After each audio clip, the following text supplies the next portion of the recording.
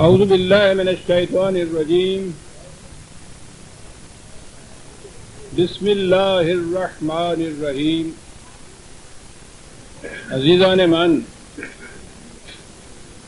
آج نومبر 1978 کی 10 تاریخ ہے اور درس قرآن کریم کا آغاز سورہ النمل کی آیت 82 سے ہو رہا ہے. 27/82.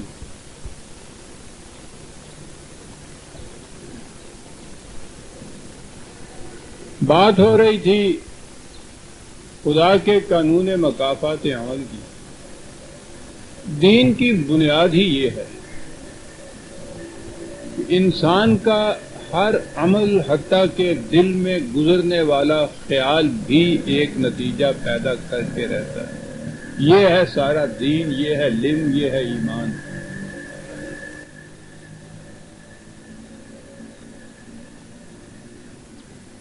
جب یہ دین مذہب میں تبدیل ہوا تو مشکل یہ آ گئی ان کے لیے، یہ مذہب پرست طبقے کے لیے، کہ اب جن چیزوں کو انہوں نے کہا کہ مذہب کے فرائض ہیں، عبادات ہیں، قائد ہیں، وہ یہ سب کچھ ہوتا چلا گیا، نتیجہ کوئی نکل نہیں رہا. تو اگر قسمت یاوری کرتی یا فریب نفس میں مبتلا نہ ہوتے یا فریب دہی نہ کرنا چاہتے تو کھڑے ہو کے سوچنا چاہیے تھا کہ وہ تو یہ کہتا ہے کہ اس کا نتیجہ یہ برآمد ہوگا، نتیجہ برآمد ہو نہیں رہا، تو ہم یہ کیوں کیے جا رہے ہیں؟ کہیں کوئی نقص ہے، یا تو معاذ اللہ اس کہنے والے نے معاذ اللہ غلط کہا ہے کہ اس کا نتیجہ یہ نکل کے رہے گا، تمہاری زندگیاں بڑی خوشگواریوں کی، سرفرازیوں کی ہو کے رہیں گی. یعنی اتنا بڑا حتمی دعویٰ خدا کا کہ یہ ہو نہیں سکتا کہ غیر مسلم قومیں مسلم قوموں کے اوپر غالب آ جائیں. قرآن کی نص صریح اس کے دو معنی نہیں ہو سکتے. انتم الاعلون، تم دنیا میں سب سے زیادہ غالب رہو گے. لِیُظْہِرَہُ عَلَى الدِّینِ کُلِّہِ، یہ نظام دنیا کے ہر نظام پر غالب آ کے رہے. تو یہ اس قدر واضح الفاظ میں یہ خدا کے وعدے نہیں، دعوے کیے ہوئے. وعدہ اور دعویٰ جب خدا کا کہا جائے تو اس کے معنی اس کا قانون ہوتا ہے اور غیر متبدل ہوتا ہے، اٹل ہوتا ہے. قانون کہتے ہی اسے ہے جو اٹل ہوتا ہے. تو یہ تو اس قدر اٹل قانون، اس قدر اٹل وعدہ دعویٰ خدا کا تھا، اور اس نے کہا ہے کہ خدا اپنے وعدے کی خلاف ورزی کبھی نہیں کیا کرتا. معنی یہ ہوتے ہیں کہ قانون اٹل ہوتا ہے. تو پھر سوال یہ تھا کہ یہ کچھ جو کہا ہے اس نے، یہ کیوں نہیں ہو رہا؟ آپ دنیا میں دیکھیے، آپ کسی طبیب کا علاج کرائیے، کسی ڈاکٹر کا علاج کرائیے، وہ اگر آپ دیکھیں گے کہ آپ قاعدے کے مطابق دوائی دے رہے ہیں، آرام نہیں ہو رہا، آپ کھڑے ہو کے سوچتے ہیں، ہر ایک کہتا ہے کہ میاں علاج بدلو. تشخیص میں نقص ہے، دوائی میں نقص ہے، کہیں کوئی نقص ہے، اس لیے کہ جو ہونا چاہیے اس کا نتیجہ وہ نہیں مرتب ہو رہا. دنیا کے ہر معاملے میں آپ یہ کرتے ہیں، لیکن یہاں جب پہنچتے ہیں تو یہاں یہ کیفیت نہیں. یہاں کیفیت یہ ہے کہ نہ دکھ جائے نہ درما راس آئے، مگر خبتے دوا ہے اور میں کیے چلے جائے. نہیں آرام آ رہا نہ صحیح، پلائے چلے جاؤ. تو بالآخر کچھ تو ایسا ہونا چاہیے تھے نا جو دوسروں کی تسلی تشفی، جھوٹا وعدہ ہی صحیح، کچھ تو کہنا چاہیے نا. پوچھتے تھے، انہوں نے کہا نہیں نہیں تم سمجھتے نہیں ہو، یہ خدا کی باتیں ہیں، یہ ساری سچی. کہ یہ سچی ہیں پھر ہوتی کیوں نہیں؟ کہنے لگے نہیں، یہ یہاں کی بات نہیں ہے، یہ ہوگا قیامت میں جا کے. دوائی یہاں پہ لاؤ، شفا مرنے کے بعد ہو، وہاں ہو. یہ اتنے سے لفظ سے آپ دیکھتے ہیں کہ کتنے بڑے فریب کی راہیں کھل گئی. وہاں جا کے کوئی لوٹ کے آنے سے رہا کہ بتایا کہ جی ہاں واقعی ہو رہا ہے. یہاں بیٹھے بٹھائے کوئی ایسی علامت نہیں ہے کہ بیٹھی ہو یہاں دیکھ لیا جائے سنیما کی طرح کہ جی ہاں پردہ اسکرین پہ ہی تھا ہی کچھ ہو رہا ہے. نہ سے ہی سامنے وہ جتنے بھی کام کرنے والے ہیں ٹی وی جو ہے وہ تو لندن میں ہوتا ہے یہاں نظر آتا ہے چلو یوں ہی صحیح یوں بھی کچھ نہیں. تو پھر کیا پھر یہ عقیدہ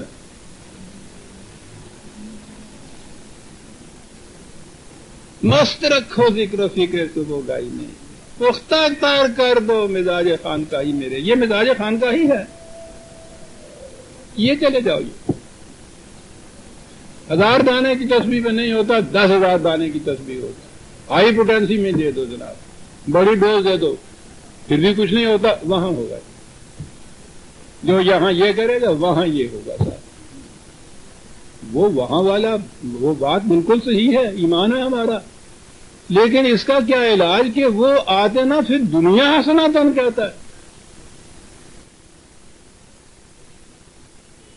صاحب یہ تو وہ دنیا کہہ رہا ہے اس کے لیے کہنے لگا وہ حسنا جو ہے نا وہ نہیں تم سمجھ رہے وہ انسان کے دل کی بات ہے صاحب. ہاں وہ ٹھیک ہے. ہندو اپنے بدھ کے سامنے سجدہ کر کے وہ دل کی بات وہاں کر لیتا ہے پوری. اس جیسا اطمینان تو تمہارے ہاں ان کو بھی نہیں ہوتا. وہ ایک محسوس شے سامنے اپنے رکھتا ہے اور انسان کی اگر فطرت نہیں تو کم از کم عادت یہ ہے کہ محسوس سے یہ زیادہ متاثر ہوتا ہے. تو ہندوؤں کو تو کرشن کا وہ تصویر جو بنایا کرتے تھے اس کو گلے لگا لینے کو جی چاہ کرتا. تو اپنے ہی دل کی تسلی اگر ہے تو پھر تو ہر طریق سے ہو سکتی. اپنے دل کی تسلی وہ نہیں کہتا. وہ کہتا ہے اس کی خلاف ورزی کرنے سے خزین فی الحیات الدنیا اس دنیا میں ذلت نصیب ہو.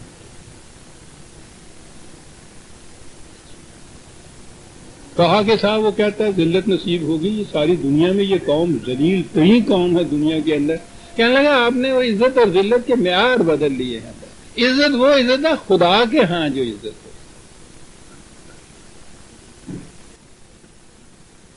یہ مقربین بارگاہ الہی یہاں جن سے کوئی بات کرنے کا روادار نہیں وہ خدا کے مقرب. کہا یہ کیا بات ہے کہ ذلیل ترین قوم ہے اور خدا کے مقرب کہنے لگے جو شکستہ ہو تو عزیز تر ہے نگاہ آئینہ سازی. شاعریاں ہو رہی حقائق کی دنیا سے لطائف کی دنیا کی طرف لوٹا دیا ان مسترد ہو رہا ہے. آپ رکھیے گا آج کے دن کی یاد رکھنا میں ہمیشہ کہا کرتا ہوں 10-15 لاکھ کی تعداد میں وہاں حج کی تقریب پر یہ جمع ہوتے ہیں. 30 سال سے زیادہ عرصے سے وہ بنی اسرائیل جو ہے وہ ان کے دل میں پھانس کی طرح چبھا ہوا. اتنا سا وہ لاہور شہر جتنی آبادی ہے ساری اس مملکت کی وہ بھی اب ہوئی ہے. ایک بحر ذخار ہے یہ مسلمانوں کی سلطنت تک مراکش سے لے کے وہیں تک اگر لے لیجیے تو ایران تک چلا آ رہا ہے. پھر افغانستان ساتھ اس کے پھر پاکستان ذرا اور آگے بڑھ جائیے تو ملیشیا اور انڈونیشیا. ایک سمندر ہے اس کے اندر ایک گھاس کے تنکی سے بھی کافی زیادہ حیثیت اس کی نہیں ہے. 30 سال سے یہ ہو رہا ہے. کہا جا رہا ہے کہ عرفات کے میدان میں جو دعائیں مانگی جاتی ہیں وہ مستجاب ہوتی ہیں خدا کے. 30 سال سے یہ کر کے رہے ہیں لاکھوں کی تعداد میں وہاں جمع ہو رہے ہیں دعائیں مانگ رہے ہیں کہ یا اللہ ترکی کی توپوں میں کیڑے پڑے. اس زمانے میں یہ مشہور تھا بلکان وار میں ہم چھوٹے چھوٹے تھے. دعائیں مانگ رہے ہیں کہ سارا ان کا بیڑا غرق کر دے ان کو تباہ کر دے ان کو برباد کر دے. یہ دعا مانگ رہے ہیں. جس طرح ہر عید کے بعد یہاں گوشت کی قیمت بڑھ جاتی ہے نا ان کی ہر دعا کے بعد ان کی تقویت اور بڑھ جاتی ہے. وہ پھولتے پھلتے چلے جا رہے ہیں یہ دعائیں مانگتے چلے جا رہے ہیں. وہی 15 لاکھ دعا مانگنے کے بعد بجائے اس کے کہ ادھر کا پھر واپس رخ کر لیں وہ اگر وہاں سے اٹھ کے یوں سیدھے ہو جائیں ان کی آواز سن کے وہ چھوڑ جائے مملکت. حج قبول ہو گیا دعائیں بھی یہاں قبول ہو جاتی ہیں. پھر یہ ہو کیوں نہیں رہا؟ یہ ان کے حصے میں جو خدا نے کہا نا ذلت لکھی ہوئی ہے. دیکھیے نا ہماری نگاہوں میں کتنے ذلیل ہیں، ہم بڑی گالیاں دیتے ہیں اس کو، بہت ذلیل ہیں وہ جی. وہ تمانچہ مارتے ہیں تمہارے منہ پہ، تم گالیاں دے کے خوش ہو جاتی ہو کہ دیکھا ہم نے کیسا ذلیل کر دیا ان کو. دکھ آتا ہے دیکھ. وہاں ہی ہوگا یہ سب کچھ. قرآن کہتا ہے ٹھیک ہے وہاں کی زندگی برحق، لیکن یہ سب کچھ یہاں بھی ہو. نظام اگر باطل کا ہے تو اس کی بنیاد میں تباہی مضمر ہوتی، وہ تباہ ہو کے رہتا ہے. صحیح نظام اگر قائم ہوا ہے وہ اسی دنیا میں خوشگواریاں اور سرفرازیاں عطا کرتا ہے، اور اسی طرح سے پھر آگے چلتا ہے. جو یہاں ذلیل و خوار ہے وہاں بھی ذلیل و خوار ہے. جسے یہاں کی سرفرازیاں صحیح نظام کے تابع ملتی ہیں وہ وہاں بھی سرفراز ہوتا ہے. اسی کو مقرب کہتے ہیں. خدا کا مقرب اس دنیا میں بھی مقرب ہوتا ہے، اس دنیا میں بھی مقرب ہوتا ہے. یہ ہو نہیں سکتا کہ یہاں کا ذلیل و خوار خدا کے ہاں جا کے معزز اور مکرم بن جائے. قرآن کریم میں یہ مقامات آتے ہیں جن میں یہ کچھ. سب سے پہلی جو کشمکش تھی وہ تو نبی اکرم صلی اللہ علیہ وسلم اور اسی دور کے جو مخالفین تھے بالخصوص قریش وغیرہ، ان کے ساتھ یہ کشمکش تھی. 13 سال مکے کی زندگی میں، 7 سال مدنی زندگی کے اندر قرآن کریم نے اپنے انداز میں سب سے پہلے ان کا انجام بتایا ہے، اور اسی انداز اور نہج سے پھر اس نے کہا ہے کہ آئندہ آنے والے زمانوں میں بھی جب کبھی اس قسم کے غلط نظام بنیں گے تو ان کے نتائج تباہیاں ہوں. اب یہ جو کچھ اس نے کہا ہے یہ ایک تو لٹرلی میننگ ہوتے ہیں نا کسی چیز کے. پانی ہم جانتے ہیں یہ جو پیا جاتا ہے، اور ایک اس کے مجازی معنی ہوتے ہیں. جیسے پانی پانی کر گئی مجھ کو کلندر کی یہ بات. اب پانی پانی کے یہ معنی نہیں ہوتے کہ میں پانی کا مٹکا بن گیا. آپ دیکھتے ہیں کہ اس کے معنی کیا ہو گئے پانی پانی کے. تو یہ مجازی معنی ان کو کہتے ہیں. یہ ہر زبان میں یہ چیز ہوتی ہے، اور عربوں کے ہاں تو خصوصیت سے یہ بڑی بہتات میں وہ استعمال کیا کرتے ہیں. قرآن کریم اس قسم کے جو حقائق ہیں وہ اس انداز سے بیان کرتا ہے. اس لیے یہ چیز ہوتی ہے کہ اگر وہ وہاں کہے کہ تیر سے جان ہلاکت ہوگی اور وہ تیر کہہ دے تو تیر تو چند سالوں کے عرصے میں یا کم از کم 1 آدھ صدی کے بعد بیکار ہو کے رہ گیا، اس کی جگہ تو گولی نے لے لی. اور وہاں یہ ہوگا کہ نہیں جی اس نے تو کہا تھا تیر سے. اب کیا کیا جائے کہ یہ تیر بنوائے جائیں. ہم تو تیر سے ہی لڑائی لڑیں گے کیونکہ اس نے تو تیر کہا تھا، کہ اس سے شمشیر کہا تھا. تو تیر و شمشیر جو ہے اب تو عہد کہن کے افسانے بن گئے. محض مثالیں باقی رہ گئی، شاعری باقی رہ گئی. اس نے کہا کہ تباہی ہوگی. اس نے کہا کہ یہ جب پہاڑوں کی طرح محکم کھڑے ہوئے ہیں روئی کے گالوں کی طرح اڑ جائیں گے. کیسا حسین انداز ہے بات کرنے. اب یہ انتظار کر رہے ہیں کہ کس دن ہمالیہ پہاڑ روئی کی طرح اڑے، وہ دھنکیے وہاں بیٹھا ہوا ہو اور دیکھیں جی کہا ہوا کہ جی ابھی تو ہوا نہیں ہے، ہوگا. یہ انداز ہے قرآن کے سمجھنے کا. ایک تو چیز یہ ہے کہ وہ جو کہا جاتا ہے کہ کہا نہیں جاتا، یہ حقیقت ہے کہ یہ جو کائنات مادی کائنات ہے ٹھیک ہے، یہ عدم سے وجود میں آئی، اس کا انجام ہونا ہے. ابدی طور پر تو خدا کی ذات ہے، یہ ساری چیزیں جو اس نے بنائی ہیں اس کا انجام ہونا ہے. ٹھیک ہے ایک دن ہوگا، انجام مٹ جائے گی. لیکن ہم پہ اس کا کیا اثر ہے؟ کہ جی آخری وہ جو قرب قیامت کی نشانیاں بتاتے ہیں، پھر وہ قیامت آ جائے گی، پھر کیا ہوگا، یہ زمین اڑ جائے گی، یہ آسمان نہیں رہے گا، اس میں نہیں رہے گا، ہم بھی نہیں رہیں گے، پھر بات ختم ہو گئی، دکھ ختم ہو جاتا ہے جب آدمی مر جاتا ہے، جب یہ قصہ سارا پاک ہو جائے گا، یہ کائنات ہی باقی نہیں رہے گی، مصیبتیں ڈال گئی۔ تو یہ ہمارے لیے اتنا کچھ کہنا کہ یہ زمین اڑ جائے گی، یہ آسمان نہیں رہے گا، ٹھیک ہے، ہمیں کیوں کہہ رہے؟ مجھے فکر ہے جہاں کیوں ہو، جہاں تیرا ہے یا میرا۔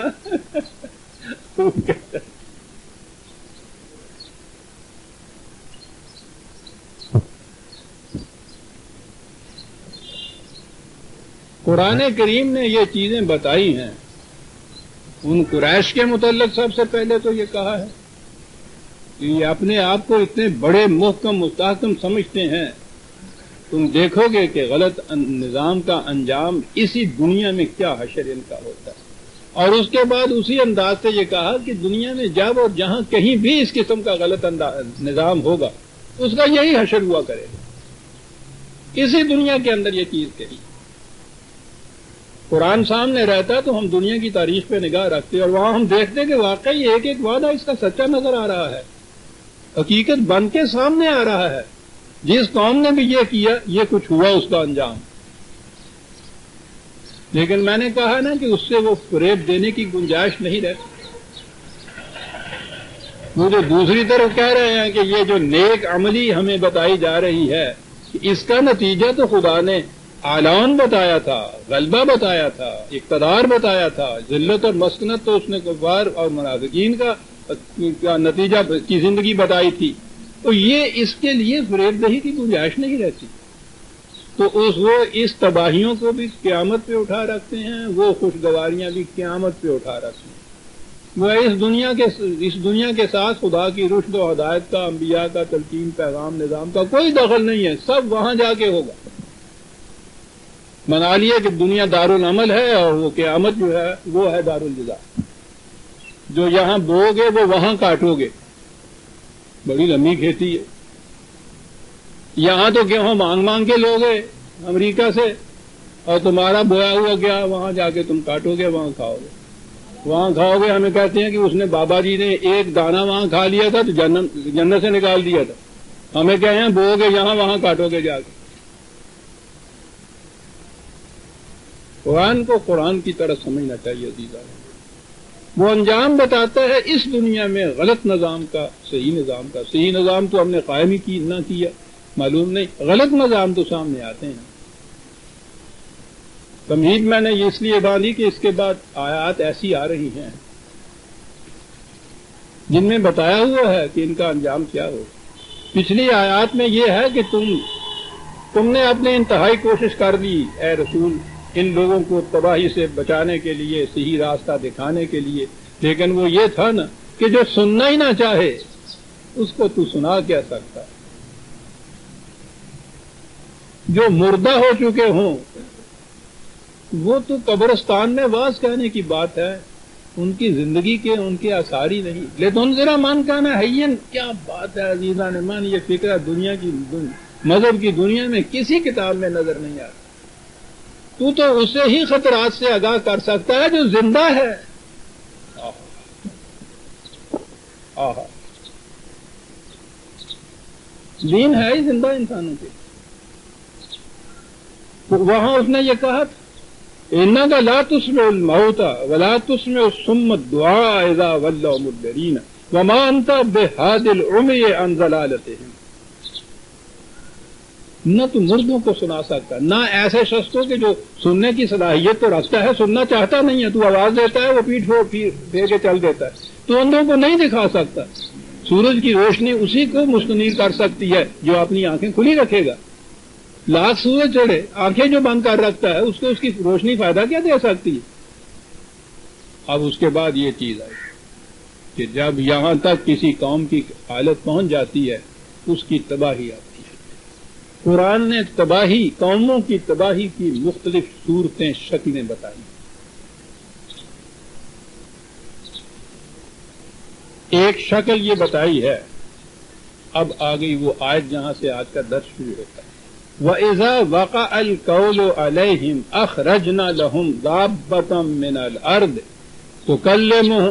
تُكَلِّمُهُمْ أَنَّ النَّاسَ كَانُوا بِآيَاتِنَا لَا يُوقِنُونَ. پہلی چیز تو یہی ہے کہ یہ لوگ جو ہمارے ان قوانین پر یقین نہیں رکھتے تھے اپنے سامنے دیکھ لیں گے.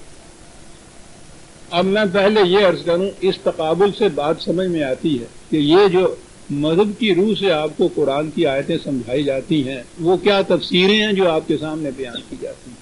ترجمہ اس کا یہ کیا جاتا ہے کہ جب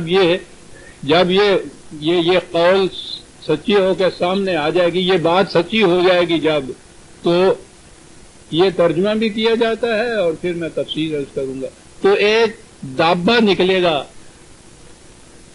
یہ اسے دابہ ہی کہا کرتے ہیں. قرب قیامت کی نشانیوں میں سے ایک دابہ ہوتا ہے, وہ نکلے گا, وہ پھر لوگوں سے باتیں کرے گا اور ان سے کہے گا کہ تم خدا کی ان آیات پر تم یقین نہیں رکھتے تھے. دابہ نکلے گا, بات ہو گئی کہ دابہ نکلے گا, بات کرے گا, تو پھر ہوا کیا؟ کہنے کہ نہیں یہ تمہیں پتہ نہیں دابہ ہوتا کیا ہے. تفاسیر کے اندر یہ ابن کثیر ان کی نہایت معتبر تفسیر ہے, اور مشکل یہ ہے ان تفاسیر میں کہ جو کچھ وہ لکھتے ہیں وہ کہتے ہیں کہ رسول اللہ صلی اللہ علیہ وسلم نے ایسا فرمایا تھا, روایت میں یوں آیا. تو وہ اپنی نہیں تفسیر لکھتے, اپنے طرف سے تفسیر نہیں لکھتے, وہ فوراً منسوب کر دیتے ہیں رسول کی طرف. اب یہ دیکھیے کہ دنیا کے سامنے آپ مذہب کیا پیش کر رہے ہیں, خدا بیان کرنے والا اور اس کا رسول اس کی تشریح کرنے والا, اور تشریح کیا کی جاتی ہے پھر اس کے بعد کہ وہ دابہ نکلے گا جی یہ قیامت کے قریب. اچھا جی کیا ہوگا جی کہ ایک غار میں سے ایک جانور نکلے گا. اچھا جی اس کی کیفیت یہ ہوگی کہ وہ تیز گھوڑے کی رفتار سے اس غار میں سے نکلے گا, 3 دن اس میں سے نکلتا رہے گا تو ابھی 1/3 جسم اس کا باہر نکلے گا.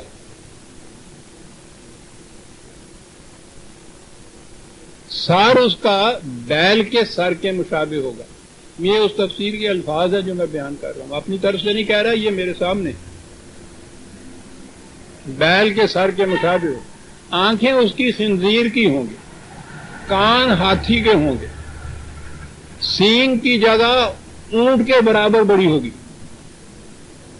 گردن شتر مرغ کی ہوگی, سینہ شیر کا ہوگا, رنگ چیتے کا ہوگا, سارا ہی سرکس جمع ہوا ہے, کمر بلی کی ہوگی, دم مینڈے کی ہوگی, پاؤں اونٹ کے ہوں گے, 2 ٹانگوں کے درمیان فاصلہ 12 گز کا ہوگا. وہ جس غار سے نکلے گا میں نے کہا تیز گھوڑے کی رفتار سے نکل رہا ہوگا, 3 دن میں ابھی 1/3 نکلے گا. آگے لکھا ہوا ہے داڑھی بھی ہوگی. ارے گل سچی گئی ہے. ایک ہاتھ میں حضرت موسیٰ کا عصا ہوگا, دوسرے ہاتھ میں حضرت سلیمان کی انگوٹھی ہوگی. مومنوں کے چہرے کو اس عصا سے چھوئے گا تو وہ نور کے طبق بن جائیں گے, کفار کے چہروں کو وہ اس انگوٹھی سے چھوئے گا تو وہ بالکل کالا سیاہ ہو جائے گا. اس طرح سے جو قرآن نے کہا تھا نا کہ اس دور میں ہم کہیں گے کہ وَامْتَازُوا الْيَوْمَ أَيُّهَا الْمُجْرِمُونَ, اے مجرموں بدماشو تم اس معاشرے میں ملے جلے مت نہیں رہ سکتے, تم دھوکہ نہیں دے سکتے, الگ کر دیے جاؤ گے, دور سے پہچان لیے جاؤ گے. یعرف المجرمین بسیماہم, مجرم ان کی پیشانیوں سے پہچانا جائے گا, دھوکہ نہیں دے سکے گا. انہوں نے کہا کہ اس طرح سے وہ جو عصا لگائے گا اور وہ انگوٹھی لگائے گا نا, ان کے چہرے سفید ہو جائیں گے, ان کے چہرے سیاہ ہو جائیں گے, اور مومن اور کافر پہچانے جائیں گے. اچھا جی پہچانیں گے, پھر کہنے لگے پھر قیامت آ جائے گی.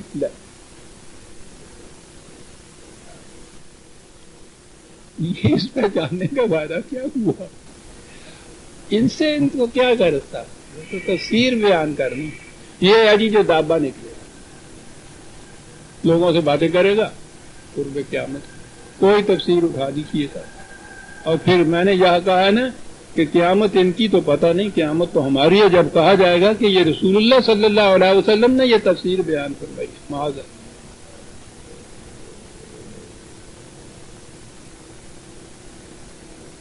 وہ بتا یہ رہا ہے کہ قومیں جب بار بار کی تلقین کے باوجود صحیح نظام خداوندی جو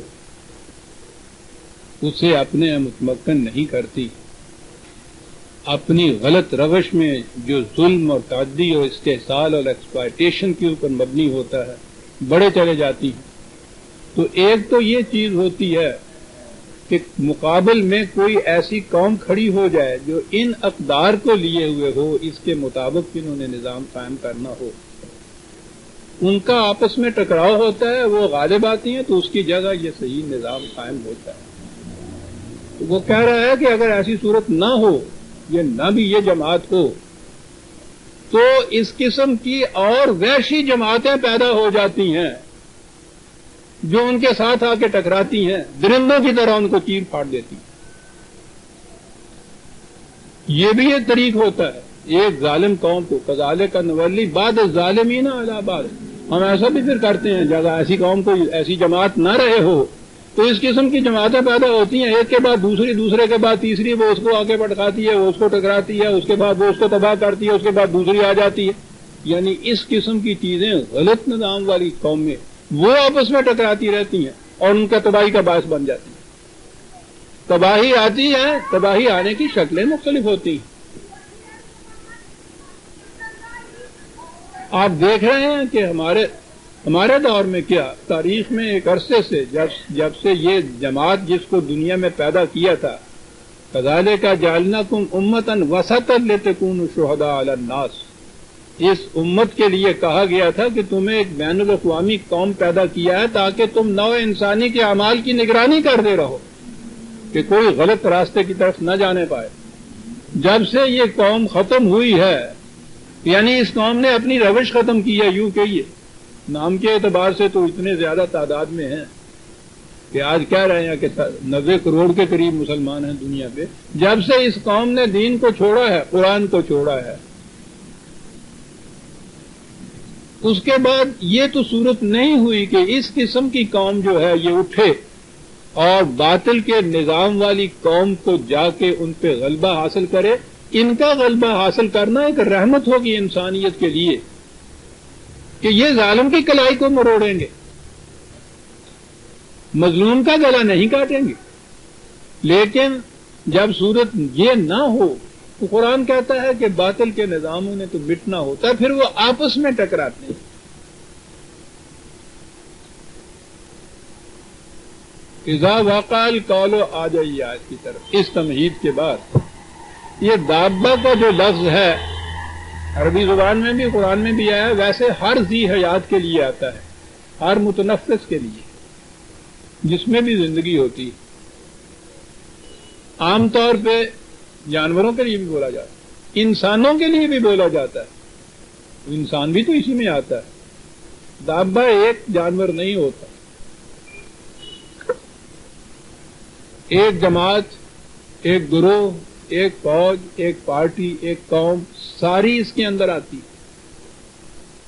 یہ عربی زبان میں یہ لفظ میں عرض کر دوں عربی جاننے والوں کے لیے، یہ جمع کے صیغے میں بھی استعمال ہو جاتا ہے یہ واحد، ورنہ دواب تو اس کی جمع آتی ہے.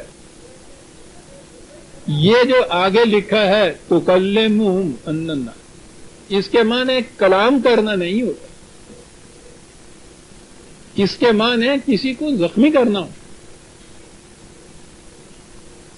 جب ایسا وقت آ جاتا ہے یا آ جائے گا جبکہ ایک ظالم قوم اس کے مقابلے میں صحیح نظام والی قوم تو نہ اٹھے، اسی قسم کی دوسری ظالم قوم جو اس سے زیادہ قوت فراہم کر لے وہ آتی ہے، وہ آ کے ان سے ٹکراتی ہے. یہ دابہ اس کو کہا گیا ہے کیونکہ یہ وحشی قسم کی قوم ہوتی ہے، درندوں کی قسم کی قوم ہوتی ہے، غیر مہذب اقوام ہوتی ہیں. صحیح نظام اور اقدار ان کے ہاں ہوتی نہیں ہے، اس لیے یہ لفظ استعمال اس نے کیا ہے۔ اور وہ آتی ہیں تو وہ کیفیت یہ ہے کہ الناس اسی قوم کو نہیں جس کے خلاف وہ اٹھتی ہیں، تو جو انسان بھی سامنے پھر آ جاتا ہے ان کو سیلاب کی طرح ان کو بہا کے لے جاتی ہیں، ٹکڑے ٹکڑے کر دیتی ہیں وہ انسانیت کا۔ کانوا بآیاتنا لا یوقنون، اس لیے کہ یہ وہ قومیں تھی کہ جو ہمارے اس قانون پہ یقین نہیں رکھتی تھی کہ غلط نظام کا نتیجہ تباہی ہوا کرتا ہے۔ تاریخ میں آپ دیکھیے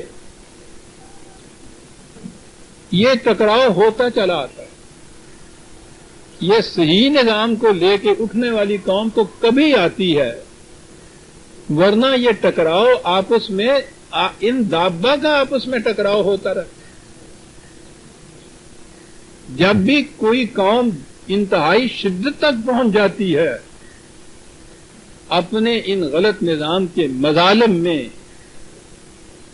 ضعیفوں اور غریبوں کی جان لینے میں، استحصال میں، انتہا تک شدت تک جب پہنچتی ہے تو جس طرح سے جب دھوپ گرمی تیز ہو جاتی ہے تو جھکڑ آتا ہے، اس قسم کا انسانوں کا جھکڑ اٹھتا ہے کسی طرف۔ وہ جھکڑ ہماری تاریخ میں بغداد کی تباہی سامنے ہے ہمارے،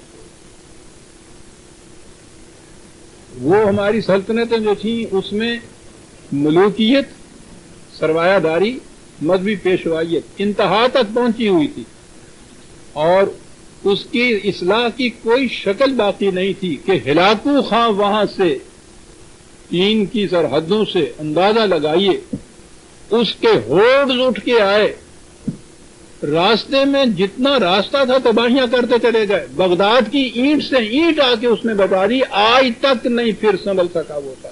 یہ ہیں وہ جو بابا آیا کرتے ہیں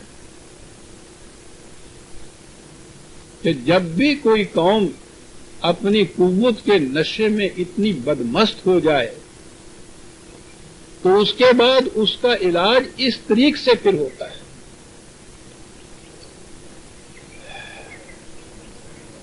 میں نے تو اتنی لمبی چوڑی بات کی، یہ جسے مبدأ فیض نے بات کہنے کا سلیقہ سکھایا تھا، اسی بات کو بڑی خوبصورتی سے بیان کر جاتا ہے۔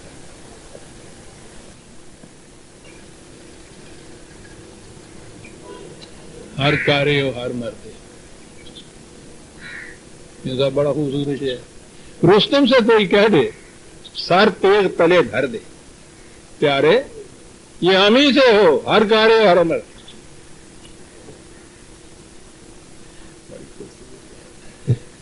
رستم سے کوئی کہہ دے سر تیغ تلے دھر دے، پیارے یہ ہم ہی سے ہو، ہر کارے ہو ہر مردے۔ ہلاکوں نے آ کے میں نے کہا ہے کہ اینٹ تین بجا دی، دنیا کی تاریخ میں اس تباہی کی مثال نہیں ملتی جو مسلمان قوم پہ جو گزری تھی۔ میں یہ کہہ رہا تھا کہ کہنے والے نے، اقبال نے جس بات کو کہا، اب تو خیر جسموں میں خون ہی نہیں ہوتا، ہم نے اپنے بچپن میں بڑے بوڑھے اور خاص طور پہ بڑی بوڑھیاں ہماری دادی اماں ہوتی تھی، باہر کے موسم میں کہتے تھے کہ خون جوش مارتا ہے، سرسام ہو جاتا ہے جب خون میں تیزی آتی تھی، ان کے اس عقیدے کے مطابق جوش مارتا ہے خون۔ اب اس کو ہائی بلڈ پریشر کہتے ہیں، یہ جوش مارتا تو نہیں کہتے، یہ کہتے ہیں وہ نالیاں سکڑتی ہیں، لیکن بہرحال سرسام ہو جاتا تھا، اس سے سرسام کا علاج ہوتا تھا فسد کھولتے تھے۔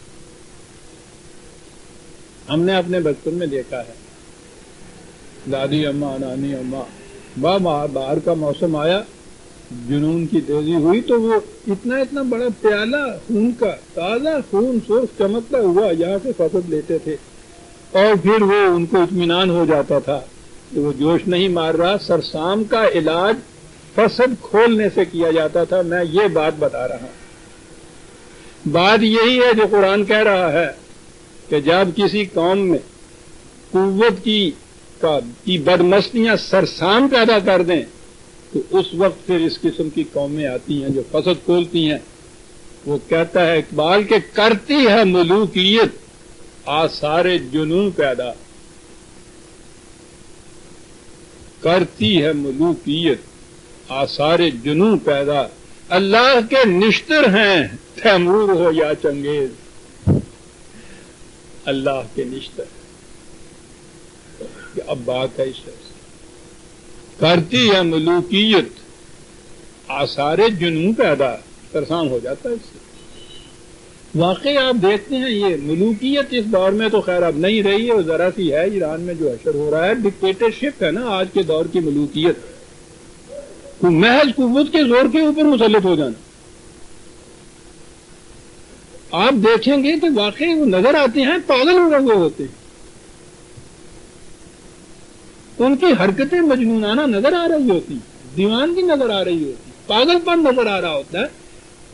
یعنی ہم جیسے لوگ بھی جو عام عقل و فکر کے ہوتے ہیں، بڑے بڑے دانشور نہیں، فلاسفر نہیں، وہ بھی ہنستے ہیں اس کے اوپر کہ کیا مت ماری گئی، کیا ہوتا ہے، یہ سرسام ہوتا ہے۔ کرتی ہے ملوکیت انداز جنوں پیدا، اللہ کے نشتر ہیں تیمور ہو یا چنگیز۔ یہ ہے وہ دابا جو آتے ہیں تو کلموں، وہ آ کے نشتر ہے یہ خدا کا، جو یہ خون کی زیادتی ان میں جوش مارتی ہے اور سرسام ہوتا ہے۔ ایک فرد کا جنون تو اس کی ذات یا اس کے اہالی موالی تک ہوتا ہے، قوموں کا جنون جو ہوتا ہے یا قوموں کے سربراہوں کا جنون جو ہوتا ہے وہ انسانیت کے لیے تباہی کا موجب ہوتا ہے۔ اتنے ہی بڑے نشتر کی بھی ضرورت ہوتی ہے، اللہ کے نشتر۔ عجیب بات یہ شخص کیا، لیکن کہتا کہاں سے ہے؟ یہیں سے تو کہہ رہا ہے۔ اسی آیت کی ایک تفسیر وہ دابا تھی جو میں نے ابھی آپ کو سنائی، اسی آیت کی تفسیر یہ ہے جو یہ شخص کر رہا ہے، یہ قرآن سے تفسیر کرتا تھا۔ یہ تو وہ ہے کہ اسی قسم کی ایک قوم آتی ہے، وہ اس قسم کا فساد کر دیتی ہے، اچھی قوم جب اٹھتی ہے اس کی کیفیت دوسری ہوتی ہے۔ اس کے متعلق بھی اس نے یہ کہا ہے کہ یہ ٹھیک ہے، فرعون اور ان کے حامان کی اور قارون کی یہ بدمستیاں جو تھیں وہ جنون تک پہنچی ہوئی تھی۔ آہستہ آہستہ وہ قوم جو تھی جن کو انہوں نے مغلوب اور محکوم بنا رکھا تھا، بنی اسرائیل کی قوم، تو کہتا ہے یہ چیزیں، ان کی بدمستیاں، فرعونیت کی یہ چیزیں آگے بڑھتی جاتی تھی۔ آخر پھر ہوتا کیا ہے، ہوا کیا؟ خون اسرائیل آ جاتا ہے آخر جوش میں، اور پھر توڑ دیتا ہے کوئی موسیٰ طلسم سامری۔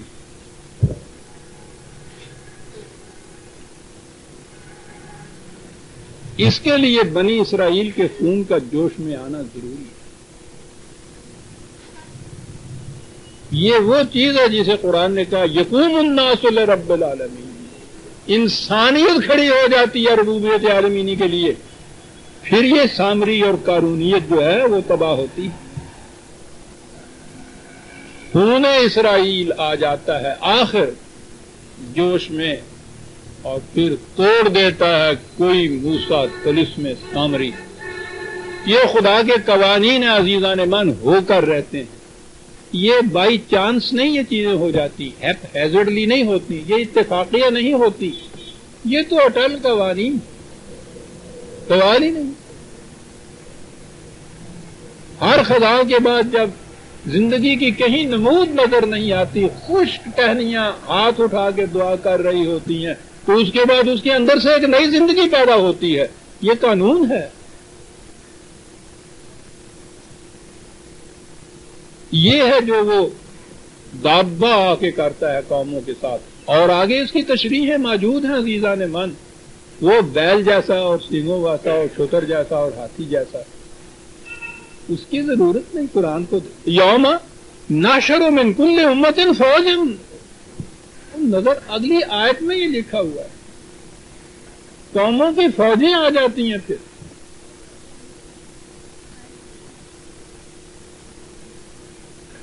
ممن یکذب بآیاتنا فہم یوزعون، اور یہ جو بتایا جاتا تھا کہ او بابا یہ جو نہج ہے تمہارے نظام کی، اس کا نتیجہ تباہی ہوگا، نہیں مانتے تھے، اکیلے کسی کے تلقین سے، نصیحت سے ان کی سمجھ میں بات نہیں آتی تھی، سمجھنا چاہتے نہیں تھے، بدمست ہو گئے تھے۔ شرابی بھی کسی کی بات سمجھا کرتا ہے، کہتا پھر یہ فوجیں آتی ہیں ان کو سمجھانے کے لیے، مما یوزعون، اور پھر ان کو محبوس کر دیتی ہیں، بند کر دیتی ہیں، مور بند کر دیتی ہیں، کٹہرے میں لے آتی ہیں، کھڑا کر دیتی ہیں، رک جاؤ تم، بتاؤ تم یہ کیسے کیا کرتے۔ یوزعون، وہ روکتی ہیں آ کے، یہ عجیب لفظ ہے، یوں نہیں ہے رکتی اس قسم کی غلط کوش قومیں، فوجیں آتی ہیں تو رکتی ہیں۔ اور یہ جتنی جنگیں ہوئی ہیں آپ کے ہاں دیکھیے تو صحیح، عالمگیر جنگیں،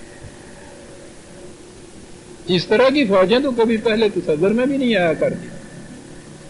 حتی اذا جاءوا قال اکذبتم بآیاتی ولم تحیطوا بها علما اما ذا کنتم تعملون۔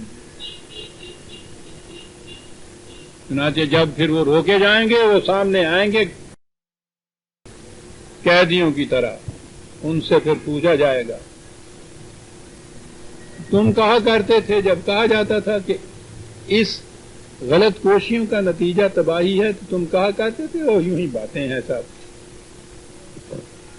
کہا یہ نہیں تھا کہ تم نے کہیں علم سے تحقیق کی تھی، اس کی علمی طور پہ معلوم کیا تھا کہ واقعی یہ چیزیں یوں ہی غلط ہیں، ایسا نہیں ہوتا، اپنی بدمستی میں یہ کچھ تم بک جاتے تھے۔ لم تحیطوا بها علما، یہ نہیں کہ علم و بصیرت نے تمہیں اس نتیجے پہ پہنچایا تھا، علم و بصیرت کے حاصل کرنے کی تو تم میں توفیق ہی نہیں تھی، تم تو نشے میں بدمست تھے، جھٹلائے چلے جاتے تھے کہ نہیں کچھ نہیں ہوتا۔ زبان سے یہ نہ بھی کہیں عزیزان من، جتنے مستبد حکمران ہوتے ہیں ان کا عمل یہ بتا رہا ہوتا ہے کہ نہیں یہ یوں ہی یہ بات کہتے ہیں صاحب، کہاں کا خدا کہاں اس کا قانون، ٹھیک ہے، جس کے ہاتھ میں لاٹھی ہے اسی کی بحث ہوا کرتی ہے۔ اما ذا کنتم تعملون، وہاں یہ کہا جاتا ہے کہ کس بنا پر تم یہ کچھ کیا کرتے تھے، ذرا سمجھاؤ تو صحیح، بتاؤ تو صحیح۔ وَوَقَعَ الْقَوْلُ عَلَيْهِمْ بِمَا ظَلَمُوا فَهُمْ لَا يَنطِقُونَ، اور یوں خدا کی وہ بات جو کہی جا رہی تھی اسی دنیا میں یوں ان کے سامنے آ جائے گی، کیفیت یہ ہوگی کہ ایک لفظ زبان سے نہیں کہہ سکیں گے۔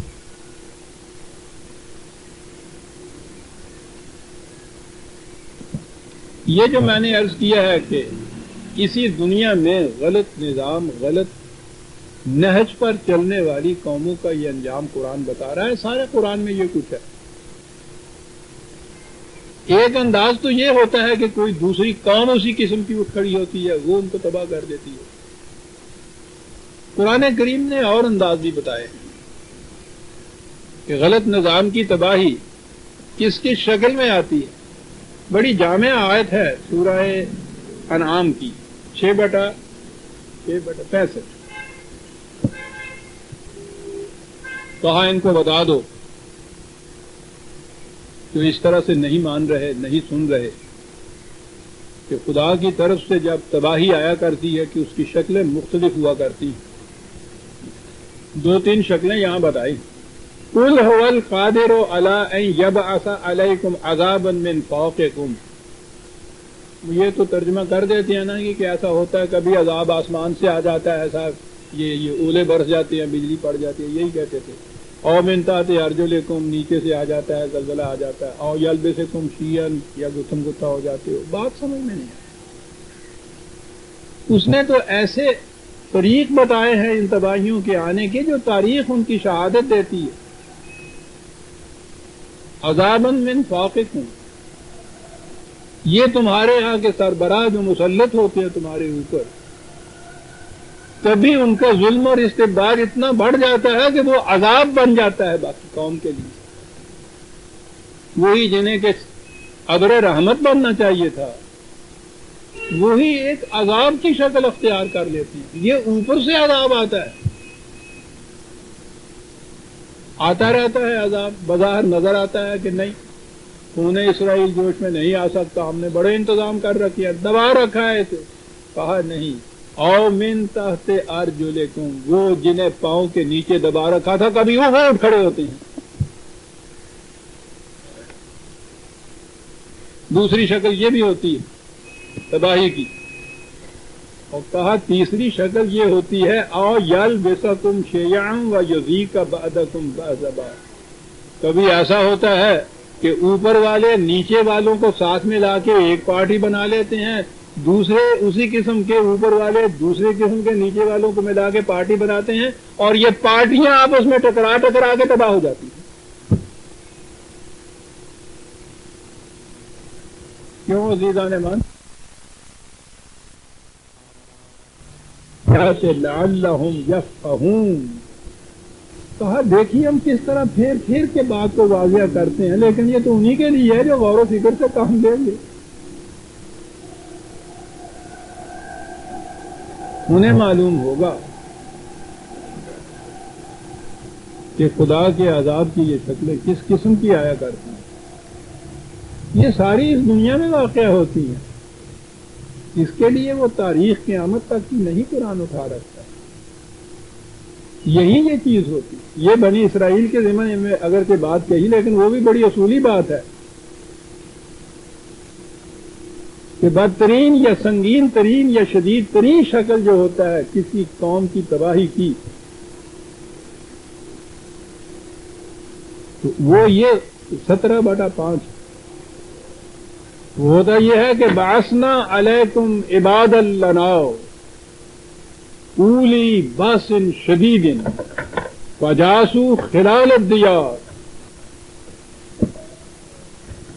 مستبد جابر متکبر قسم کے لوگ قوت کے زور پر ان کے اوپر آ کے مسلط ہو جاتے ہیں، اور پھر ان کی کیفیت یہ ہوتی ہے کہ گھروں کے اندر جا جا کے ان کو پکڑ کے اور اس کے بعد ان کو عذاب دیتے ہیں۔ پتہ یہ شکلیں پیدا ہوا کرتی ہیں غلط نظام۔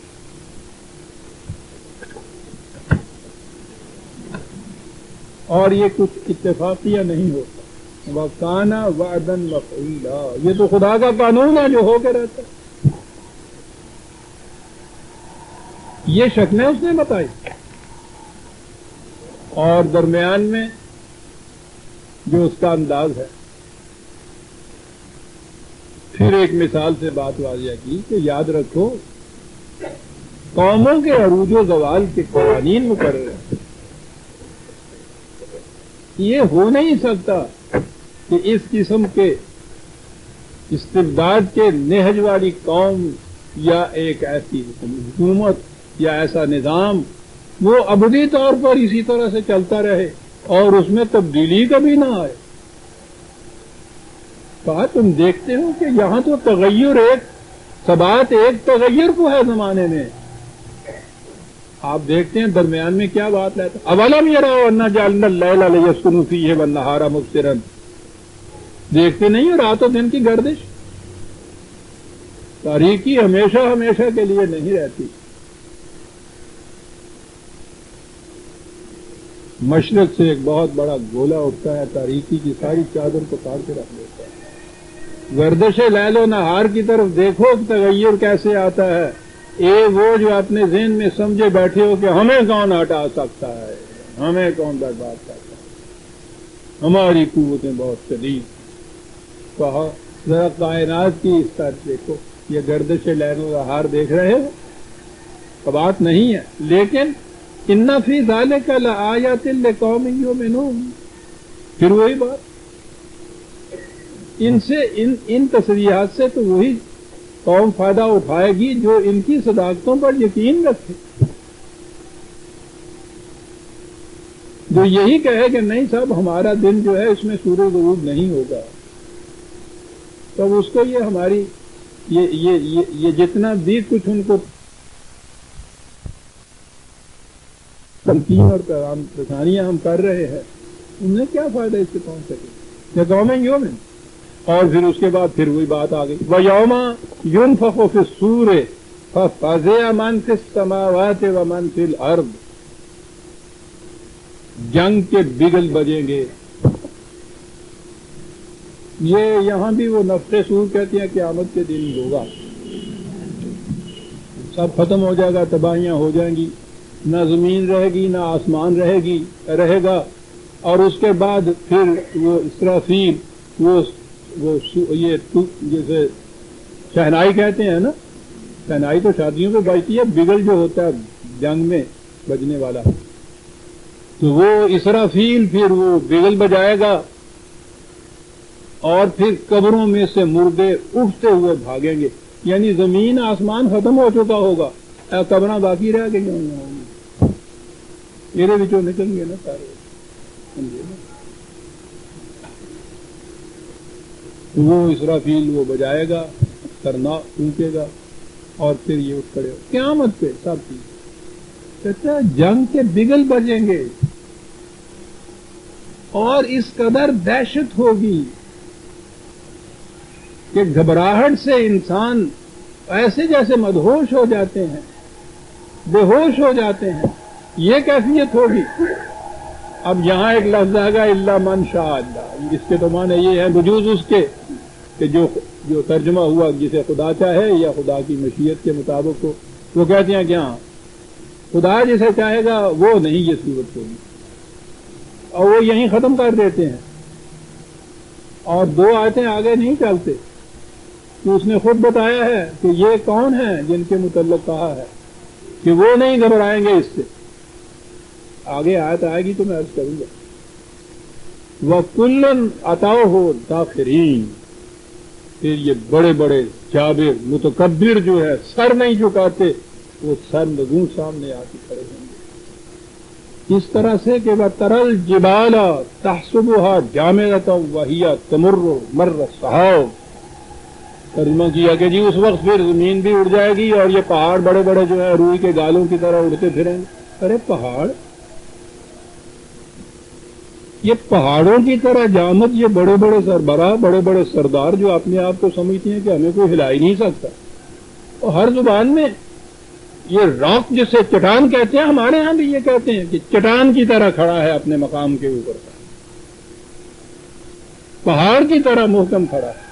یہ جو اپنے آپ کو سمجھتے ہیں کہ ہم تو پہاڑ کی طرح محکم ہیں، تحسبها جامدۃ، تحسبها یعنی فی الحقیقت یہ ان کی جڑیں اتنی مضبوط نہیں ہیں کہ یہ ان کو کوئی اکھیڑ نہیں سکتا، تحسبها ایسا محسوس کرا دیا انہوں نے کہ ہمیں کوئی اکھیڑ نہیں سکتا۔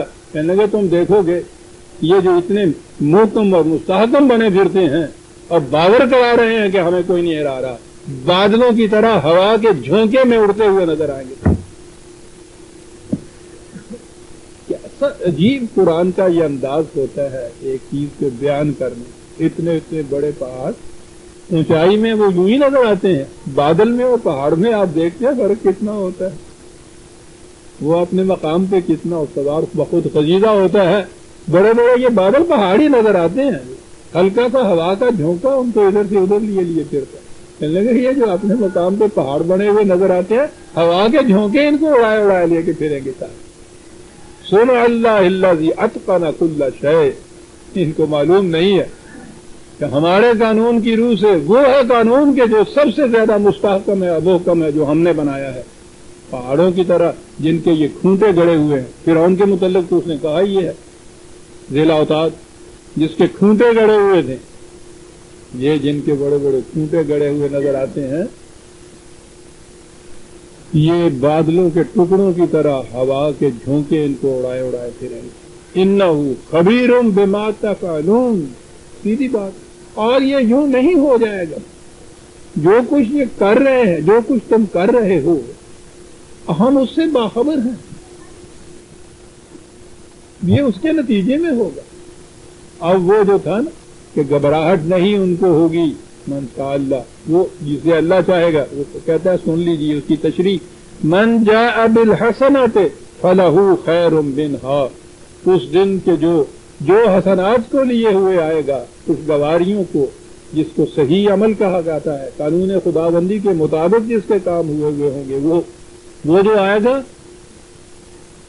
یہ ٹھیک ہے کہ وزن تو وہی ہوگا جو اس کو دیا جائے گا، ہم اس سے زیادہ اس کو کچھ دیں گے، اپنی طرف سے بھی کچھ اس کو دیں گے۔ میں دوسرے مقام پہ یہ عرض کروں گا، خدا نے جو کہا ہے کہ زیادہ کے کیا معنی ہیں، ایک فکرے میں عرض کر لوں، وہاں بڑی خوبصورتی سے یہ کہا ہے کہ وہاں ما تشتہی انفسہم لفظ آتے ہیں. جو تمہارا جی چاہے گا وہ تمہیں ملے گا. اور اس کے بعد کہا ہے کہ بابا تمہارا جی کیا ہے اور اس کا چاہنا کیا ہو تو بڑا محدود ہوتا ہے.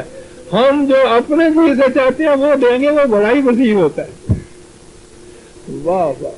انسان کی انتہا آرزو جو ہے وہ بڑی محدود ہو کے رہ جاتی ہے. ذرا کسی وقت انتہا آرزو آپ کی مانگ کے دیکھیے گا وہ یوں ختم ہو جاتی ہے آگے چل کے. تو وہ کہا کہ یہ ٹھیک ہے جو تمہاری آرزو ہوگی وہ پوری ہوگی. اور وہی کہا ہے کہ بھائی تم کیا ہو تمہاری آرزو وہ تو یوں ہی پوری ہو جائے گی. اینی کچھ نہیں کچھ ہی لے کے آگے ہے گئے میں پانی پاؤں گے تو کر جائے گی. ہمارے پیمانوں کے مطابق ملا جو تمہارے پیمانوں سے کہیں زیادہ ہوگا. خیر منہا فہم من فزع یومئذ آمنون. یہ ہیں وہ جن کے متعلق کہا تھا کہ خدا کی مشیت کے مطابق ان کو گھبراہٹ نہیں ہوگی. یہ ہیں کہ جو اپنے ساتھ حسنات لے کے آئیں گے وہ نہیں پریشان ہوں گے وہ نہیں گھبرائیں گے اس کے اندر.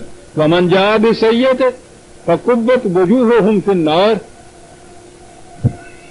اور جو ناہمواریاں لے کر آئے گا. یہ حسنات اور سیئات قرآن کی دو اصطلاحیں بڑی جامع ہیں. ترجمہ تو حسنات کا نیکیاں کر دیا جاتا ہے, سیئات کا ترجمہ برائی کر دیا جاتا ہے, بدی کر دیا جاتا ہے. اب نیکی آپ دیکھیے اس کا تصور کس طرح بدلتا چلا جاتا ہے.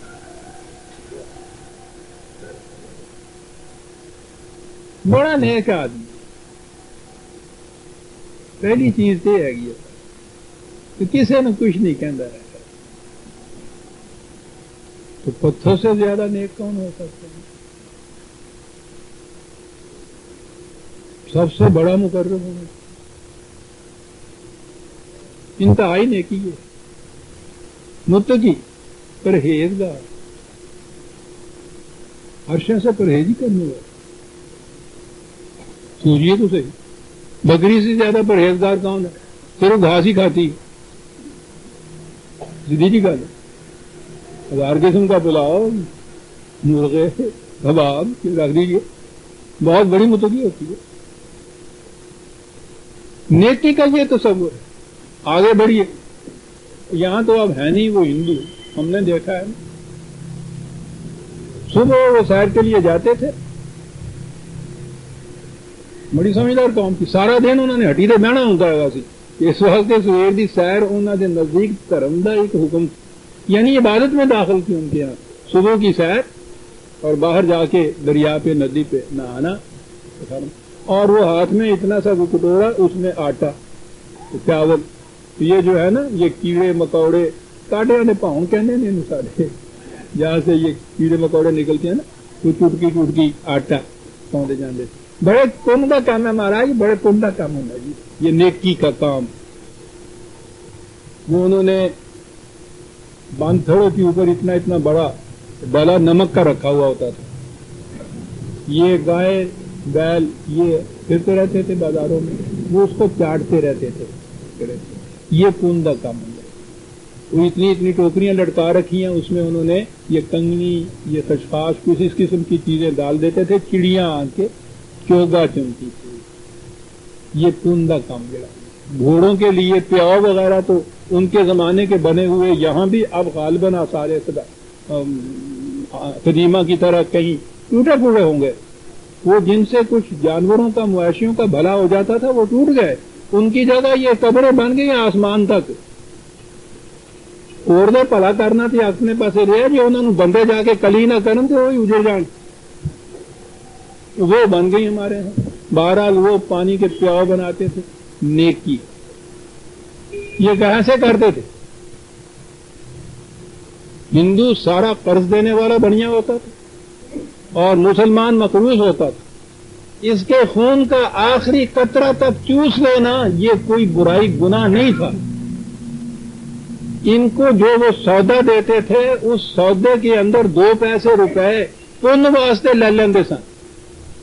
ان کاموں کے لیے خرید و فروخت میں ہم نے دیے ہیں وہ 2 پیسے روپے وہ کوئی نہ بھی نہیں کرتا تھا کہ ہمارا یہ پن دان واسطے ہے نا 2 پیسے، وہ 2 پیسے میں سے 1 پیسہ تو وہ چڑیوں کو کھلاتے تھے، پیسہ آپ مار لیتے تھے انداز نیک کی.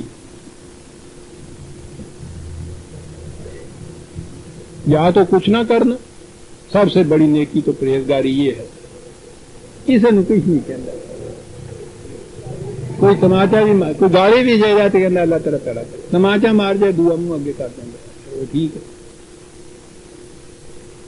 لالے نے بھیجیا سی نا نائی نو کہ جا بھی لڑکی واسطے کسی رشتہ دے گیا، وہ دیکھ کے آ گیا، کہنے لگا جی لڑکا بڑا پسند ہے، دکان پہ بیٹھا ہوا میں نے دیکھا ہے بڑا ہی نیک لڑکا ہے. کوئی آتا ہے گالی دے جاتا ہے، وہ چال دیتا ہے، کوئی یوں ہی تماچا بھی مار جاتا ہے، وہ کہتا کوئی بات نہیں، دکان کو لے جاتا ہے. گائے وائے آتی ہے دکان میں منہ بھی مار دیتی ہے تو اس کو بھی وہ ڈنڈا نہیں مارتا. تو وہ کہنے لگا جنمان کے تھا کہیں جا کے کوئی اور رشتہ دیکھ کے آ کام کا. کہنے لگا جی اس سے بڑا اور کام کا. کہنے لگا یہاں تک جو تم نے بتایا کل کو تو میں نے لڑکی بھی آدھی، اس لڑکی کو کوئی لے جائے گا وہ اس کو بھی کچھ نہیں کہے گا. نیکی کچھ نہیں کہنے کی بات.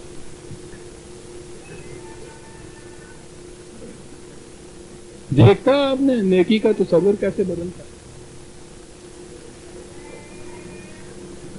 نیکی یہ ہے کہ مکے میں رہنے والوں کے اوپر ظلم ہو رہا ہے، مدینے میں اتنی دور کے فاصلے پہ یہ جماعت بیٹھی ہے جن کے پاس قوت موجود ہے، تو مکے والے ضعیف، ناتواں، کمزور، بے بس، بے کس ان ظالموں کے ہاتھوں ستائے ہوئے خدا سے دعا مانگتے ہیں کہ یا اللہ کچھ انتظام تو ہمارا کر، یہاں سے نکال ہی لے ہمیں یہ کر دے. ان ظالموں کی کلائی موڑنے والا تو کوئی ہونا چاہیے. خدا مدینے والوں سے کہتا ہے کہ سنتے نہیں ہو وہ مظلوم ہمیں پکارنا ہے مدد کے لیے اور تم چپ کے بیٹھے ہوئے ہو. اچھے متقی ہو تم. یہ اٹھے اور انہوں نے جا کے ظالم کی کلائی مروڑ دی. اسے نیکی کہتے ہیں عزیزان ایمان.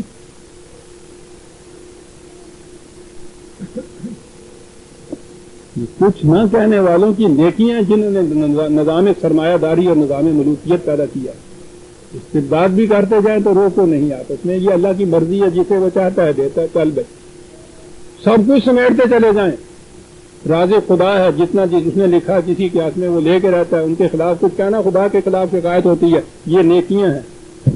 یہ جتنے غلط نظام انسانیت کش نظام ہیں وہ سارے ان لوگوں کے پیدا کر دے اور مستحکم کردہ ہے جو ان چیزوں کو نیکیاں کہہ کے بتاتے ہیں. کہو کہ جو اپنی محنت سے کچھ حاصل نہیں کرتا اور جتنا اس کا حاصل کیا ہوا اور اس کے حرام ہے نہیں لے سکتا وہ، یہ نیکی ہے عزیزان نے مان.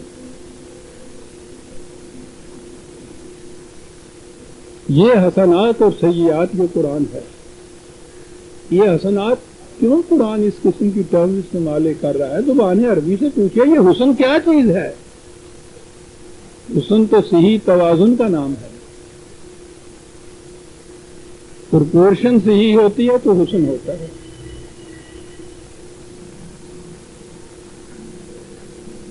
جو میں کہا کرتا ہوں کبھی کبھی کہ حسین ترین چہرے کی آنکھ کی سیاہی وہ ایک بال برابر بھی اپنے اس تناسب سے یوں ہٹی ہوئی ہو جس کو آپ سے مہنگا کہہ دیتی ہے، سارا حسن ختم ہو جائے. جسے قرآن نے حسن عمل کہا ہے، وہ عمل کہ جو توازن برقرار کر دے. فرد کا توازن، معاشرے کا توازن، قوم کا توازن، انسانیت کا توازن. اور توازن قائم ہوا اور زندگیاں خوشگوار ہوئی تھا. یہ تو توازن ہی بگڑے ہوئے ہیں نا. کسی طبیب سے پوچھئے کہ کیا ہوا ہے یہ مریض ہے، وہ کہتا ہے کہ مزاج کا اعتدال جو ہے وہ خراب ہو گیا ہے، توازن خراب ہو گیا ہے. ذرا سی تیزابیت بڑھ گئی ہے، ذرا سی وہ کم ہو گئی ہے. علاج کے معنی یہ ہیں کہ اسے اس توازن کو صحیح کر دیا جائے. یہ ہے جو قرآن نے لفظ، نیکی کا لفظ تو ہے ہی نہیں، یہ تو عربی زبان کا ہی لفظ نہیں، یہ تو ہے ہی فارسی زبان کا لفظ. وہ نیک نہیں کہتے. توازن، جس کا اپنا توازن برقرار ہے اور پھر وہ دوسروں کے توازن کو برقرار ہے. اور سوا کے معنی اس کے مقابل میں ہوتا ہے ناہمواریاں پیدا کرنا. سارا گناہ یہ ہے ناہمواری، اپنے اندر ناہمواری ہے، جسمانی طور پہ بھی مریض ہے، اعتدال بگڑ گیا، ذہنی طور پہ مریض ہے، قلبی طور پہ بھی مریض ہے. معاشرہ کے اندر وہ معاشرہ جو ہے مریض ہے، جس میں توازن بگڑا ہوا ہے، قوموں کا توازن بگڑا ہوا ہے.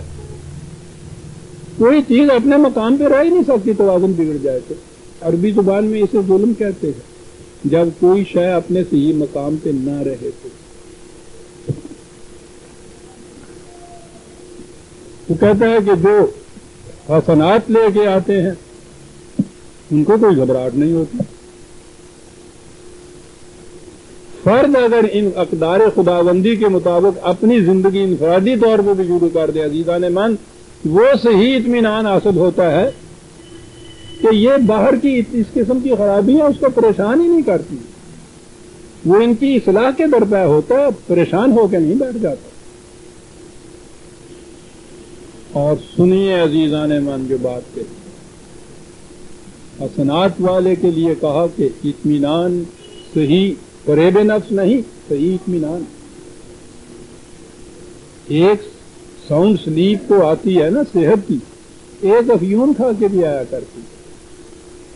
یہ وہ اطمینان نہیں. خود فریبی کا اطمینان تو افیون کھا کے سونے والی بات ہوتی ہے. مذہب میں یہی کیا جاتا ہے. یہ جو چیزیں ہیں، ابھی میں نے کہا کہ اس کا نتیجہ یہ ہوتا ہے، اس کا نتیجہ یہ ہوتا ہے. یہ ہے وہ چیز پہلے بھی آ چکی ہے بار بار، لیکن آج تو یہ الفاظ سامنے آ گئے. پھر میں وہی مثال لے آؤں. آپ نے خط بھیجنا اپنے کسی دوست کے پاس جو 2 میل کے فاصلے پہ ہے. ایک مزدور کو انگیج کرتے ہیں، اسے کہتے ہیں یہ خط لے آؤ، تمہیں 1 روپیہ ملے گا. وہ لے جاتا ہے.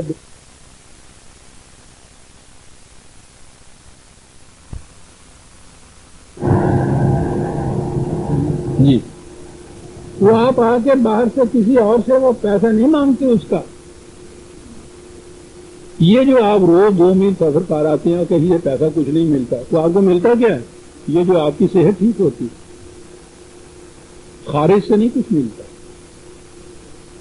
وہ آپ کا عمل خود اس کا صلہ بنتا ہے، وہ کام ہی صلہ ہوتا ہے. جھوم جائیے عزیزان من. قرآن کریم نے جو پہلا انداز ہے اس کے لیے کہا جزاؤں بما کنتم تعملون. وہ بدلہ ہوتا ہے کہیں سے جو ملتا ہے اس کا جو عمل کرتے. کہیں کہا ہے حل تجزون الا ما کنتم تعملون، جو تمہارا عمل ہوتا ہے وہی اس کا صلہ ہوتا ہے.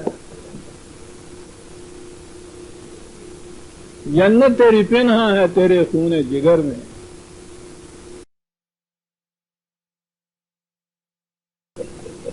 باہر سے نہیں ملتی. قوموں کی تباہیوں کی شکل تو یہ ہوتی ہے جو باہر سے کوئی آ جاتا ہے تباہ کرنے والا، وہ ان کے غلط نظام کے اندر پوشیدہ ہوتی ہے تباہی. صحیح نظام کی بنا پر جو نہایت خوشگوار زندگی معاشرہ ملتا ہے، وہ کوئی باہر سے قوم آ کے آپ کو گیہوں نہیں دے دیتی کہ اس سے خوشگواری ہوتی ہے. اس نظام کے اندر یہ خوشگواریاں اور سرفرازیاں پنہا ہوتی. کتنے اہم دقائق اور حقائق کو قرآن 2 لفظوں میں بیان کر جاتا ہے، تو جنت اور جہنم کا سارا مسئلہ صاف ہو جاتا ہے. کچھ خارج سے یہ چیز ملنے والی نہیں ہوتی. یہ تو ان اعمال کا جو خود نتیجہ انسان کے اوپر مرتب ہوتا ہے وہی چیز ہے جو اس کا بدلہ یا اس کی جزا بن جاتا ہے. جزاء ما کنتم تعملون. ما کنتم تعملون، جو تم کرتے ہو وہی اس کا بدلہ ہے. عجیب چیزیں بیان کرتے ہیں. اسی لیے جو اس کے لیے کوشش کرتا ہے غلط نظام کی جگہ صحیح نظام قائم کرنے کا، یہ نہیں ہوتا کہ اس کو کہیں سے انعام ملتا ہے، کہیں سے تنخواہ ملتی ہے، کہیں سے اس کا کوئی معاوضہ ملتا ہے، یہ سوال ہی نہیں اس کے لیے ہوتا۔ وہ تو جو یہ کوشش کرتا ہے، یہی کوشش اس کی جو ہے یہی اس کا بدلہ ہوتی۔ پھر دوہرا دوں وہی جو آپ کہا کرتا ہوں، حل جزاء الاحسان الا الاحسان، وہ قرآن کریم کا بہت جلی اور بڑا اہم جو ٹکڑا ہے، اور جس کا غلط ترجمہ کرنے سے ستیہ ناش ہے۔ ترجمہ یہ ہے کہ احسان کا بدلہ احسان ہونا چاہیے، ٹھیک ہے۔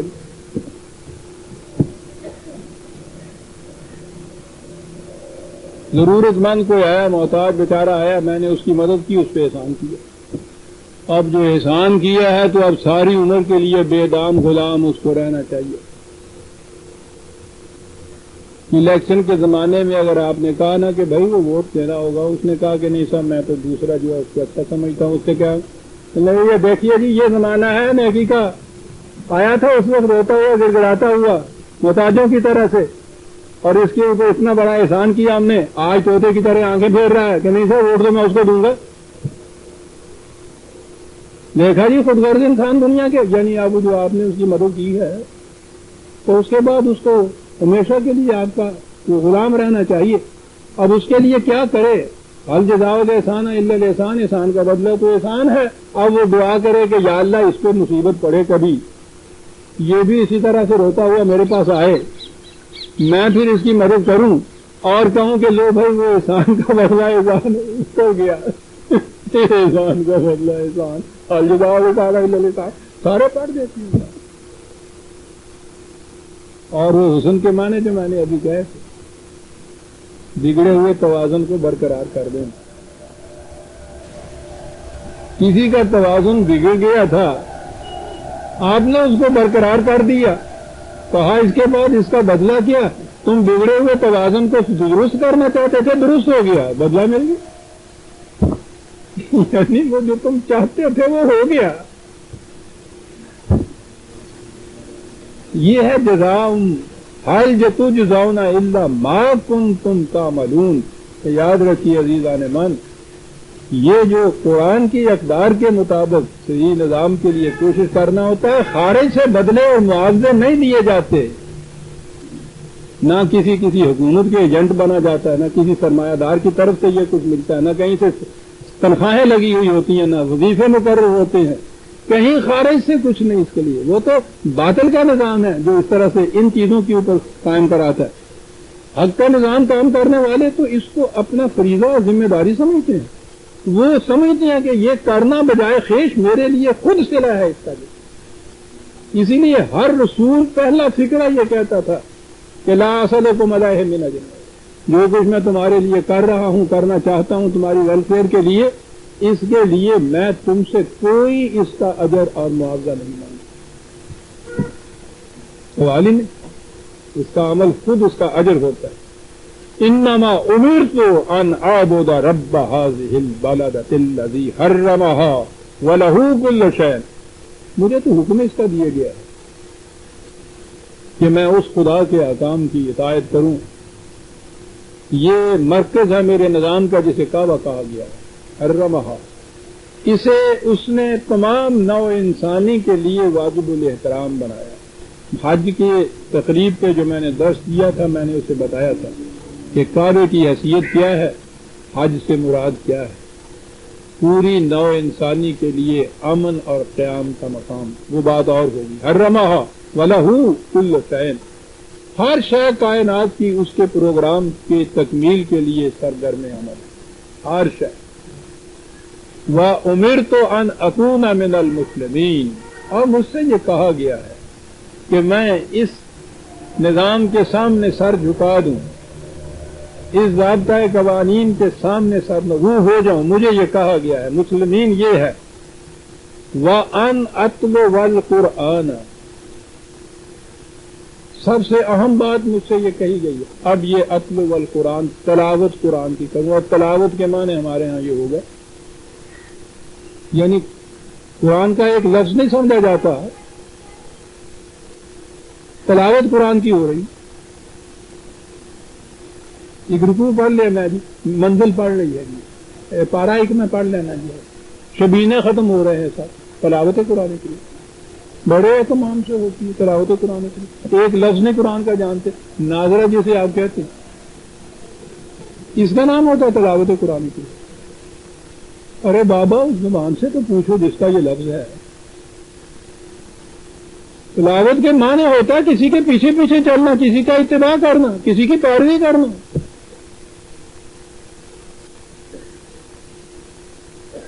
مجھے یہ کہا گیا ہے کہ یہ جو القرآن ہے جس میں یہ نظام، یہ ضابطہ، یہ قوانین دیے ہیں، اس کی پیروی کرتا چلا جائے۔ یہ ٹھیک ہے کہ کسی کتاب کو سمجھنے کے لیے اس کا پڑھنا بھی ضروری ہوتا ہے، سمجھنے کے لیے ہوتا ہے، سمجھا اس لیے جاتا ہے کہ اس کے مطابق کام کیا جائے، یہ کڑیاں ہیں آپس میں۔ مقصود بھی ذات تو اس کے مطابق کام کرنا ہوتا ہے، جسے اس کا اتباع کہا جاتا ہے، پیچھے پیچھے چلنا کہا جاتا ہے، یہ مقصود ہے۔ اور جس قرآن کتاب کو آپ سمجھیں گے ہی نہیں، اس کے مطابق عمل کیا کریں گے آپ؟ بھئی پھر یہ بغیر سمجھنے کے یہ کتاب جو پڑھی جائے گی، جیسا کہ میں کہا کرتا ہوں کہ یہ عجیب کتاب ہے، نادر، منفرد، جتنا اس کتاب کو پڑھا جاتا ہے دنیا کی کسی کتاب کو اتنا نہیں پڑھا جاتا۔ اور دوسری خصوصیت یہ ہے کہ کوئی دنیا کی اور کتاب ایسی نہیں ہے جسے وہ سمجھے نہ اور وہ پڑھتا چلا جائے۔ دونوں خصوصیتیں اس کتاب، نتیجہ اس کا ظاہر ہے۔ کیا ہوا یہ کہ جی وہ قرآن شریف کے ایک ایک حرف سے 10 نیکیاں مل جاتی ہیں، نیکیوں کا ثواب مل جاتا ہے۔ چنانچہ وہ کہتے ہیں نا الف لام میم، جب پڑھا تو انہوں نے کہا کہ یہ ایک ہوا، کہنے کہ نہیں 3 حرف ہیں، یہ الف کی 10، لام کی 10، میم کی 10، 30 یہ ہو گئی۔ آپ سوچ لیجئے کہ صبح اٹھ کے جو منزل پڑی ہے یا پارا پڑا ہے تو ذرا اس کے حرف گن لیجئے، 10 سے ضرب دے دیجئے، اب روز آپ کے بینک میں کریڈٹ بیلنس تو یہ جمع ہوتا چلا گیا ہے، باقی رہا کبھی گناہ جو ہے وہ اللہ معاف کر دیتا ہے۔ سیدھی جی گل، تلاوت قرآن، اور یہ کبھی پوری آیت نہیں پڑھ کے دیں گے آپ، تلاوت قرآن، فَمَنِ اهْتَدَىٰ فَإِنَّمَا يَهْتَدِي لِنَفْسِهِ۔ اور یاد رکھو قرآن کو پڑھنے کے بعد، سمجھنے کے بعد جو اس کے مطابق صحیح راستہ اختیار کرتا ہے تو وہ یہ نہیں ہے کہ کسی پہ احسان کرتا ہے۔ صحیح راستہ اختیار کرنے والا اپنے آپ پہ احسان کرتا ہے کہ وہ اپنی منزل پہ پہنچ جائے گا، سیدھی سی بات ہے۔ مَنِ اهْتَدَىٰ فَإِنَّمَا يَهْتَدِي لِنَفْسِهِ، اپنے بڑے کے لیے وہ کر رہا ہے۔ وَمَنْ ضَلَّ، اور جو صحیح راستے پہ اختیار نہیں کرتا، غلط راستے پہ چلا جاتا ہے، فَقُلْ إِنَّمَا أَنَا مِنَ الْمُنذِرِينَ، تو ان سے کہہ دو کہ بابا میرا کام تو اتنا ہی تھا تمہیں بتا دوں کہ یہ راستہ غلط ہے، تیرے گاؤں کی طرف نہیں جا رہا، اب اس کے باوجود تو ادھر جا رہا ہے تو جا پھر قسماں اٹھا۔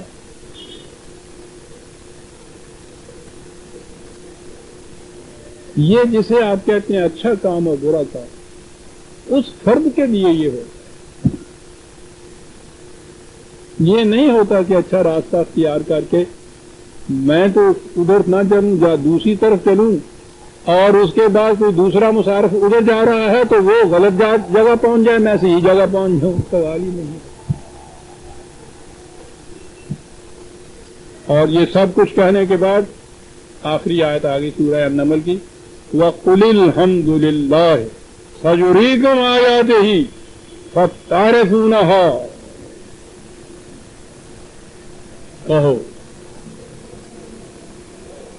آخر العمل واجب حمد و ستائش کو خدا کی ذاتی ہوگی، اس کا یہ نظام قائم ہو کر رہے گا۔ آج نہیں تم پہچان سکتے اس کو، اس وقت تم پہچانو گے کہ یہ واقعی قوانین ایسے تھے۔ وَمَا رَبُّكَ بِغَافِلٍ عَمَّا تَعْمَلُونَ، بات پھر وہی ہوگی کہ یہ کچھ ہماری طرف سے یوں ہی نہیں ہو جائے گا، اتفاقیہ نہیں ہو جائے گا۔ جو کچھ تم کر رہے ہو اس کے نتائج مرتب ہوتے جا رہے ہیں، جب ایکیومولیٹو افیکٹ ہو جائے گا، پلڑا جھک جائے گا، تباہی آ جائے گی۔ سورہ النمل کی آخری آیت 93 ہوگی، وہ ختم ہوئی۔ آئندہ ہم سورہ القصص کو لیں گے، لیکن آئندہ درس کے لیے، آئندہ جمعے کے لیے تو ایک بڑا ہی اہم اعلان ہے، بہت بڑا تبدیلی کا اعلان ہے۔